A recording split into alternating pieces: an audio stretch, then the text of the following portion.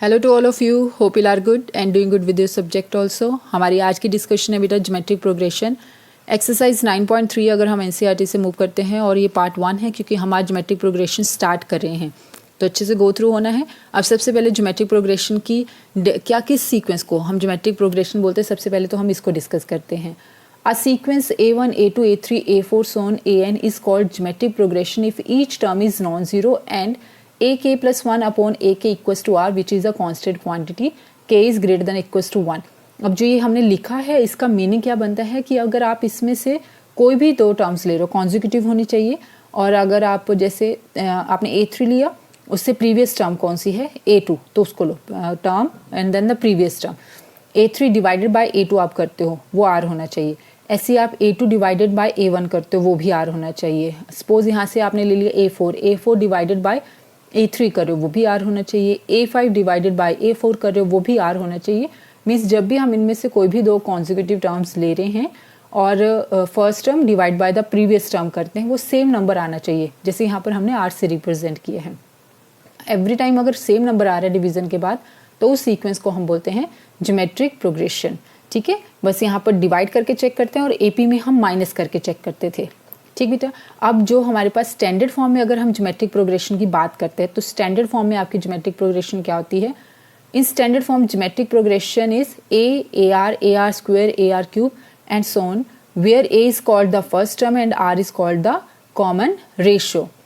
Standard form में हम इस तरह से ज्योमेट्रिक प्रोग्रेशन को रिप्रेजेंट करते हैं। मीन्स जो फर्स्ट टर्म है वो ए होगी, second term is represented by AR, third term is AR square, fourth term is AR cube and so on। और एक चीज़ का अब ध्यान रखना है आपने, देखो जैसे सेकंड टर्म है तो R की पावर है 1, थर्ड टर्म है तो R की पावर है 2, फोर्थ टर्म है तो R की पावर है 3। इसका मतलब जो फिफ्थ टर्म होगी वो क्या होगी AR raised to power 4। जो आपकी सिक्स टर्म होगी वो क्या होगा AR raised to power 5। Every time जो टर्म है R की पावर उससे कम है। ठीक है, तो इस तरह से हम रिप्रेजेंट करते हैं ज्योमेट्रिक प्रोग्रेशन को इन स्टैंडर्ड फॉर्म। अब आती हैं कुछ नोटेशंस। नोटेशंस मीन्स हम कैसे टर्म्स को मेंशन करते हैं। First term is represented by A, common ratio is represented by R, last term is represented by L. The number of terms in general हम एन काउंट करते हैं। Sum of first N terms को SN से represent किया जाता है। ये हमारी नोटेशंस रहती हैं। General term of a GP, GP की जनरल टर्म क्या होती है, एनथ टर्म को हम जनरल टर्म काउंट करते हैं। एनथ टर्म है इट मीन्स ए एन, और ये किसके इक्वल होगा A R raise to power N minus 1, क्योंकि अभी हमने डिस्कस किया ना जो भी टर्म होती है आर की पावर उससे कम लेना होता है। तो ए एन है तो आर की पावर कितनी होगी एन माइनस 1। इट मीन्स अगर हमने suppose 20th term find out करनी है तो यहाँ होगा A20, तो A R raise to power कितना होगा 19, जो टर्म है आर की पावर उससे कम। ठीक बेटा, अब आता है sum to n terms of a GP. GP में एन टर्म्स का अगर हमने सम फाइंड आउट करना है, एसएन से रिप्रेजेंट होते हैं सम, ये हमने यहाँ लिखा है। ये किसके इक्वल होता है A R raise to power N minus 1 upon R minus 1 if R is greater than 1। अगर आपकी कॉमन रेशियो ग्रेटर देन 1 है तो हम इसको यूज करते हैं, but if the common ratio is less than 1 then the sum becomes A 1 minus R raise to power N upon 1 minus R. ठीक है, इसके ऊपर डिपेंड करता है आपकी कॉमन रेशियो ग्रेटर देन 1 है और लेस देन 1 है तो हम उसके अकॉर्डिंग यहाँ फॉर्मूला चेंज करते हैं। अब हम करते हैं sum of a GP up to infinite number of terms. तो ये फॉर्मूला किसके इक्वल होता है एस इन्फिनिटी, मतलब sum up to infinite number of terms. It is equal to A upon 1 minus R, जो आपकी फर्स्ट टर्म है और जो कॉमन रेशियो है। सिर्फ सिंपली इस फॉर्मूले को यूज करोगे अप टू इन्फिनिटी तक की टर्म्स का आपको सम मिल जाता है। अगर वो ज्योमेट्रिक प्रोग्रेशन है तो आप ये फॉर्मूला यूज कर सकते हैं। ठीक है, अब हमारे पास एक तो ज्योमेट्रिक मीन रह जाता है और रिलेशन करेंगे हम between arithmetic mean and geometric mean. ये सब कुछ हम करेंगे नेक्स्ट वीडियोस जो अब आपके पास आएगी। आज सिर्फ अभी हमने जो ये जनरल टर्म या एन टर्म्स तक का सीखा है या सम सीखा, अभी आज हम सिर्फ इससे रिलेटेड करेंगे। ठीक है बेटा, वो फॉर्मूलाज अब नेक्स्ट वीडियो में जो रिमेनिंग रह गए हैं। यस, अब आपकी 9.3 एक्सरसाइज है जो इसका जो फर्स्ट क्वेश्चन है इस एक्सरसाइज का वो है find the 20th and the nth term of a GP. ये हमें जीपी दे दी, हमने इसकी 20th और nth टर्म फाइंड आउट करके देनी है। सबसे पहले तो आपने हमेशा फर्स्ट टर्म और कॉमन रेशियो ये दो चीज़ें हमें चाहिए होती है, उसके बिहाफ पर ही हम जीपी बनाते हैं। So the first term is 5/2 here, means value of A is 5/2। Common ratio अगर हम फाइंड आउट करते हैं, कॉमन रेशियो कैसे आती है second term divided by first term, इससे आ जाएगी, ठीक है, क्योंकि ये ज्योमेट्रिक प्रोग्रेशन है, हमें चेक नहीं करना हर टर्म को डिवाइड करके कि सेम है या नहीं, ये ऑलरेडी ज्योमेट्रिक प्रोग्रेशन उन्होंने हमें बोल दी है, तो हमें सिर्फ अपनी टर्म्स फाइंड आउट करनी है।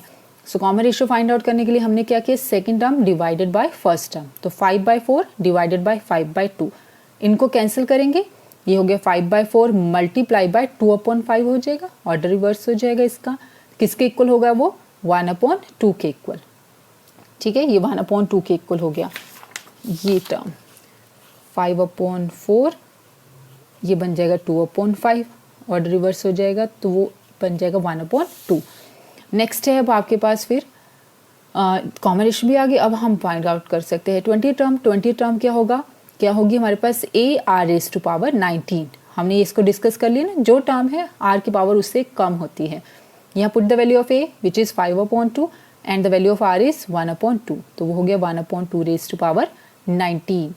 तो न्यूमिनेटर में सिर्फ 5 है, वो एज इट इज में आएगा, डिनोमिनेटर में इसकी पावर 1 इसकी पावर 19, और जब बेस सेम होते हैं और टर्म्स मल्टीप्लाई होती हैं तो पावर्स ऐड होती हैं, तो ये 1 पावर और ये 19th पावर, ठीक है, ये 19 है ना, यानी कि 1/2⁻19 है बेसिकली, तो इन दोनों पावर्स को ऐड करेंगे तो 2⁻20 हो जाएगा, ये आपके पास हो जाती है हमारी 20th टर्म। फिर उन्होंने कहा था nth टर्म भी फाइंड आउट करनी है, nth टर्म क्या होगी AR⁻n-1, again value of A is 5/2, value of R is 1/2 raise to power n-1, ठीक है, तो ये कितना हुआ हमारे पास 5/2 multiply by 1/2 raise to power n-1, ठीक बेटा। अब 5 एज इट इज में, और जो डिनोमिनेटर में है ये बेस सेम है, पावर्स ऐड होगी, इसकी पावर 1 है इसकी पावर n-1 है, तो पावर्स ऐड होकर सिर्फ कितना रह जाएगा n, तो ये बन जाएगा 2 रेज टू पावर n, ये आपके पास आ गई nth टर्म, ठीक। चलो आप नेक्स्ट क्वेश्चन पर मूव करते हैं। नेक्स्ट क्वेश्चन है आपका find the 12th term of a GP whose 8th term is 192 and the common ratio is 2। अब हमारा टारगेट है 12th टर्म फाइंड आउट करना, 8th टर्म उन्होंने हमें दे दी 192, 8th टर्म का मतलब क्या हुआ AR⁻7, 8th टर्म तो ये होगी AR⁻7, ये उन्होंने दे दी हमें 192, ठीक है, और कॉमन रेशियो कितने दिए दिए हमें 2, तो चलो ये हमने टर्म्स को यूज़ करना है, और टारगेट हमारा 12th टर्म मतलब AR⁻11, ये फाइंड आउट करना है। अब ये दे रखे ना R की वैल्यू 2, हम यहाँ पुट कर सकते हैं और उससे हमें क्या मिलेगा A, बस A और R मिल गया, तो यहाँ पुट कर देंगे अब इनको हम। सो यहाँ पर हमने वैल्यू पुट कर दी, R की वैल्यू हमने 2 पुट कर दी, तो A equals to 192/2 raise to power 7, इसको हम यहाँ पर पुट करेंगे, इसको हमने यहाँ पुट कर दिया, तो टर्म को सॉल्व किया था, ये बन गया 3/2, यहाँ तक हो गया। सो 12th टर्म हमारी कितनी है AR⁻11, A की वैल्यू 3/2 हमने पुट कर दी, R की वैल्यू कितनी है 2, हमें ये क्वेश्चन में दिया हुआ है। अब बेटे ये कितना है 2 और ये है 2 रेज टू पावर 11, एक पावर कैंसिल हो जाएगी तो कितना रह गया 2 रेज टू पावर 10, और 2 रेज टू पावर 10, 2 को 10 टाइम्स मल्टीप्लाई करेंगे वी गेट 1024, और इन दोनों को मल्टीप्लाई करेंगे तो लास्ट आंसर कितना आएगा 3072। सिर्फ और टर्म्स छोटे छोटे क्वेश्चन है, ठीक है। चलो अब नेक्स्ट क्वेश्चन, नेक्स्ट आपका है third question, the 5th, 8th and 11th term of a GP are P, Q and S respectively. Show that Q square equals to PS, ये हमने शो करके देना है उनको, ठीक है। अब सबसे पहले अब वैसे ही डिफाइन करेंगे, late A be the first term and R be the common ratio. Now the 5th term is P, उन्होंने हमें क्वेश्चन में दिया कि जो 5th टर्म है वो P है, और 5th टर्म कैसे रिप्रेजेंट होगी AR⁻4 से रिप्रेजेंट होगी, और वो किसके इक्वल है P के इक्वल है, ठीक है बेटा। अब 8th टर्म उन्होंने किसके इक्वल दी है Q के इक्वल, और 8th टर्म हम कैसे लिखेंगे AR⁻7, 11th टर्म किसके इक्वल है S के इक्वल, ये उन्होंने दिए कि 11th term equals to S, और 11th टर्म लिखी जाएगी AR⁻10 इक्वल्स टू S, ये हमें सारी टर्म्स मिल गई। हमने प्रूफ क्या करके देना है Q square equals to PS, ये हमने प्रूफ करना है। तो हम स्टार्ट करते हैं, पहले लेफ्ट हैंड साइड से स्टार्ट करते हैं। लेफ्ट हैंड साइड से अगर आप स्टार्ट करते हो वो है Q स्क्वायर, Q की वैल्यू पुट कीजिए, कितनी वैल्यू है AR⁻7, वो पुट कर दी हमने, स्क्वायर है स्क्वायर ओपन कीजिए तो ये होगा A स्क्वायर R⁻14, ठीक है, ये तो हो गया लेफ्ट हैंड साइड। अब आ जाइए राइट हैंड साइड पर।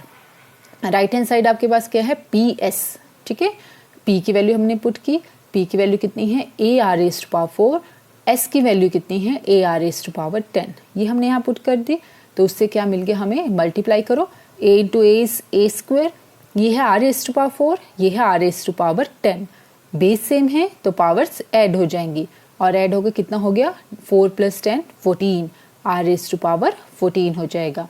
अब left hand side and right hand side both are equal, दोनों सेम आ गए ना हमारे पास। इसका मतलब Q square equals to P S, hence prove. जो हमने प्रूफ करना था वो हमें रिजल्ट मिल गया। डन। चलो अब next question.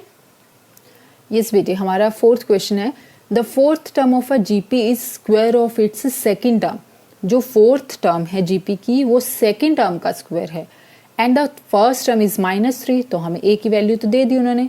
Determine the seventh term, हमने सेवंथ टर्म फाइंड आउट करनी है। ठीक है, सबसे पहले A be the first term and R be the common ratio, ये लिख लिया।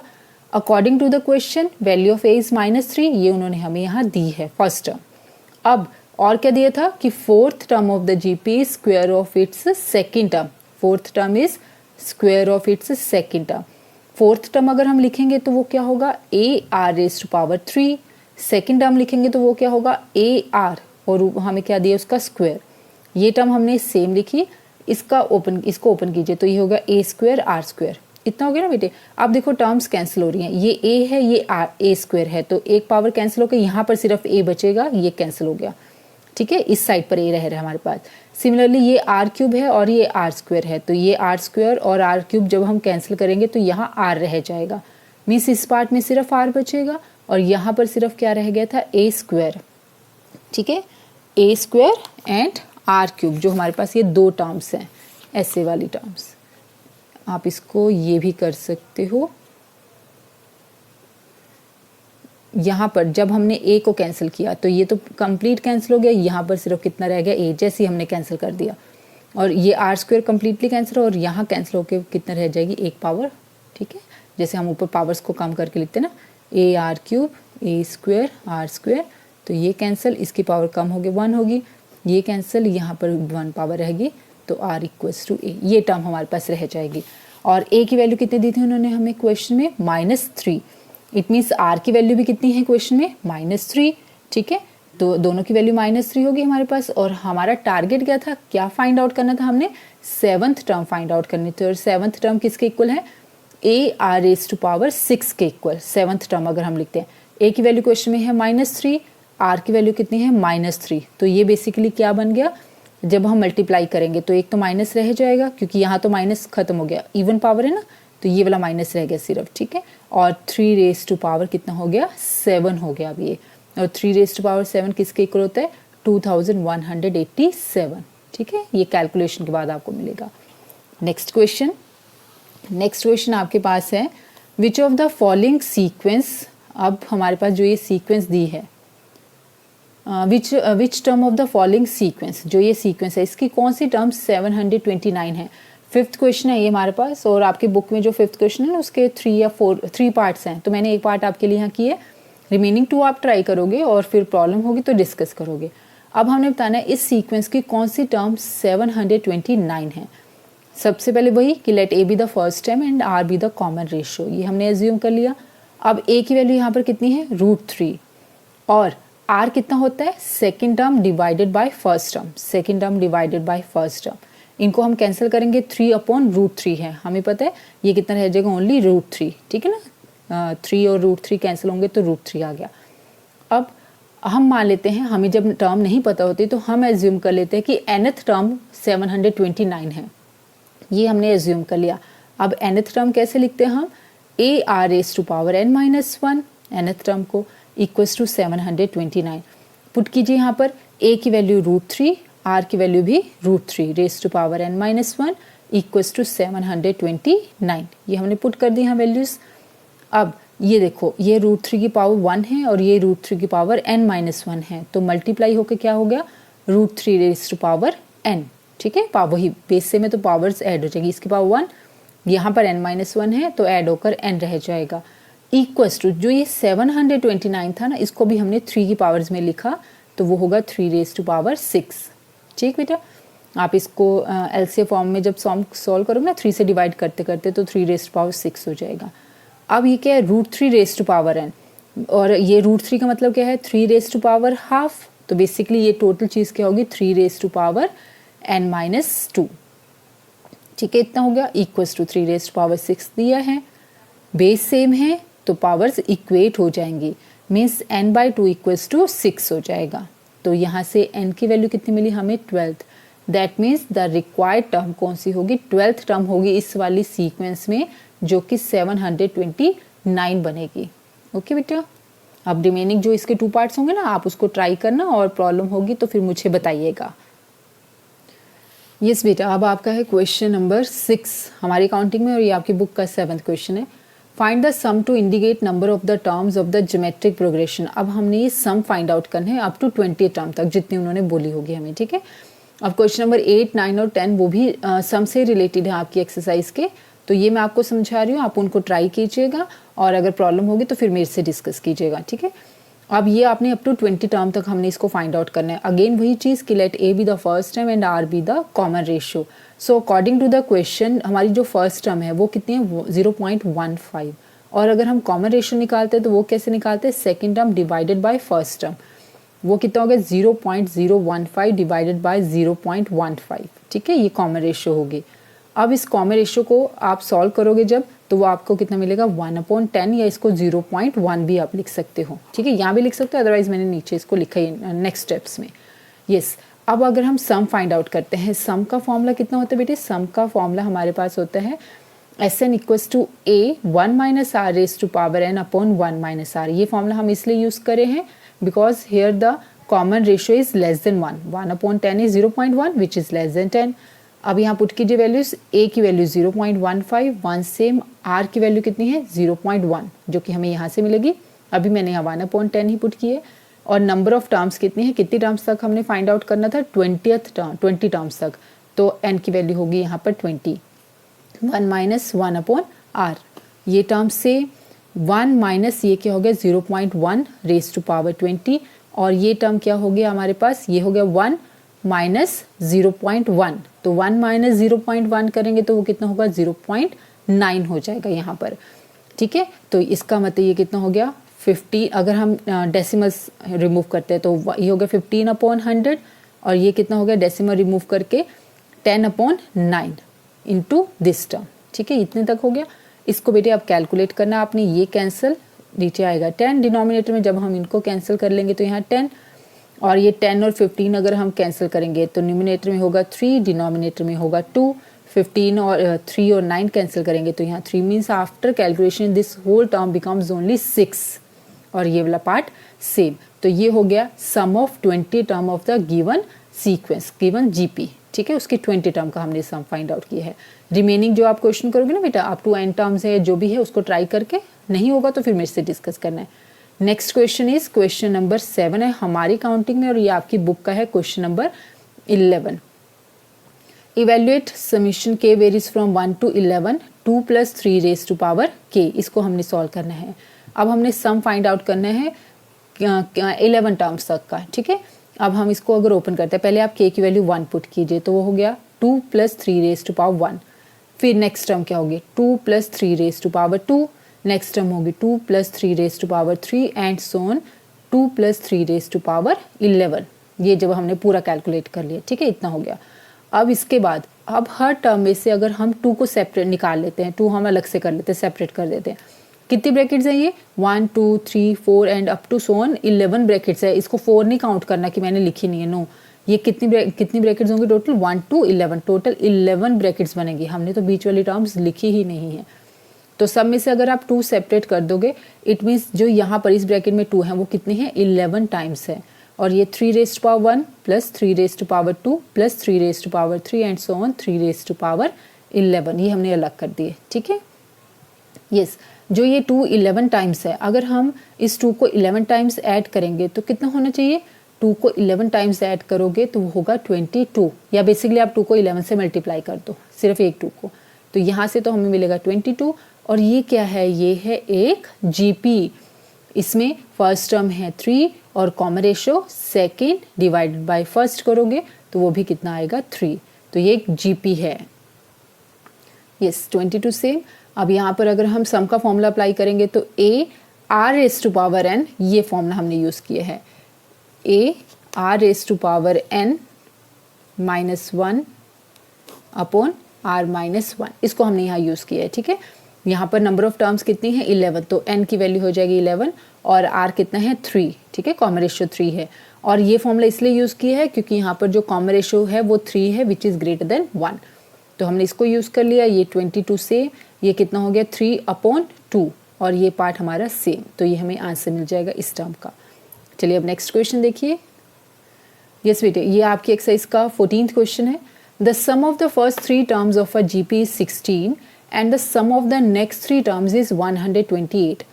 Determine the first term, the common ratio and the sum to n terms of the GP.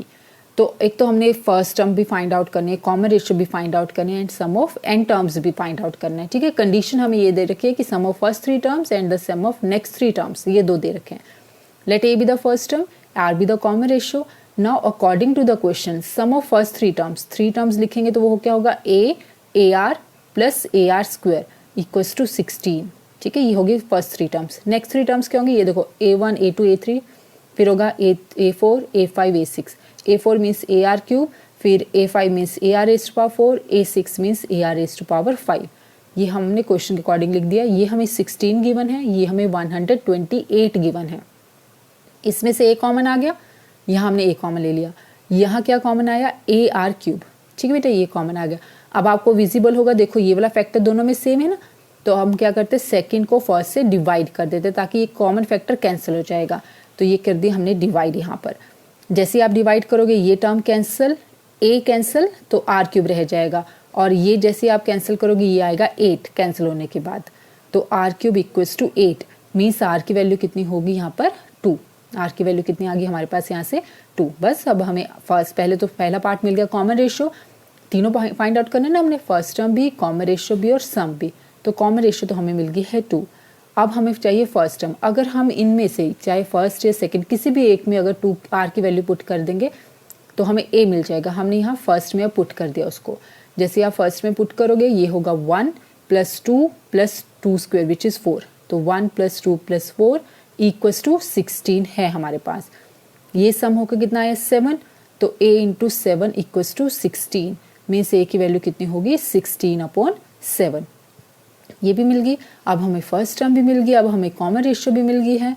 बस अब क्या रह गया सम, और सम का फॉर्मूला हमारे पास होता है ये, क्योंकि यहाँ कॉमन रेशियो 2 है ग्रेटर देन 1 है, तो हम सम का फॉर्मूला यूज़ करेंगे Sn equals to a r raise to power n -1 upon r -1, इसको यूज़ करेंगे। a की वैल्यू 16/7 पुट कर दी, r की वैल्यू 2 है तो ये होगा 2 raise to power n -1 upon 2 - 1। ठीक है बेटा, ये टर्म सेम और ये कितना हो गया सिर्फ 1, तो लास्ट आंसर हो गया 16/7 into 2 raise to power n -1। Yes बेटे, अब आपका क्वेश्चन है, क्वेश्चन नंबर 16 है ये आपके एक्सरसाइज का। Find a GP for which the sum of first 2 terms is -4 and the fifth term is 4 times the third term. फिर से हमने वही ले लिया a first term and r common ratio.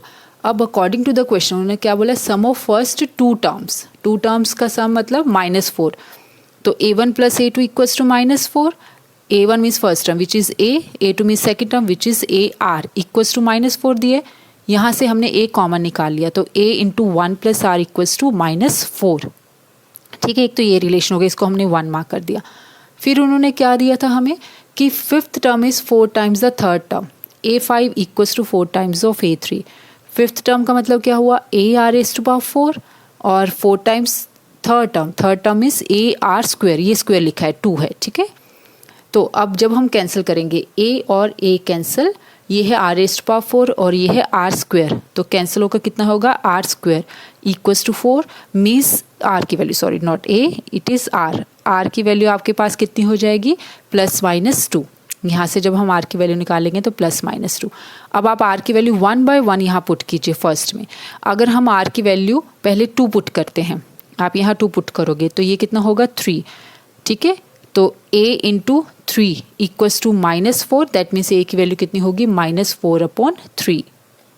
और फिर आप r की वैल्यू पुट कीजिए -2, यहाँ -2 पुट करते हो तो ये कितना हो जाएगा -4, ठीक है, और जो भी है ये -4 के इक्वल तो दे रखा है, तो ये कैलकुलेट होकर कितना आया -1, तो -1 और -4 है, नेगेटिव कैंसिल हो गया, तो a की वैल्यू कितनी आई 4। अब मैंने यहाँ नीचे रिक्वायर्ड सीक्वेंस लिखी हुई है कि क्या बनेगी, बट यस वो मैं इसलिए अभी हाइड करके रखूँगी आपके लिए कि आप खुद अब पुट करो वैल्यूज। पहले आप a की वैल्यू -4/3 लेना बेटा, और ये कब आई थी, जब हमने r की वैल्यू कितनी ली है 2, ठीक है, a की वैल्यू -4/3 और r की वैल्यू 2 लेकर आप सीक्वेंस बनाना GP। फिर आपने a की वैल्यू लेनी है, यहाँ पर 4 आई है, और ये कब आया था a की वैल्यू 4, जब हमने r को कितना लिया था -2, ठीक है।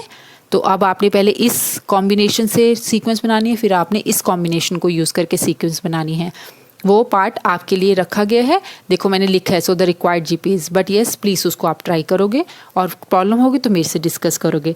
अब बेटे आपने ना अप टू 17 तक, यस आपने 9.3 में अप टू 17 तक कंप्लीट करने हैं क्वेश्चंस।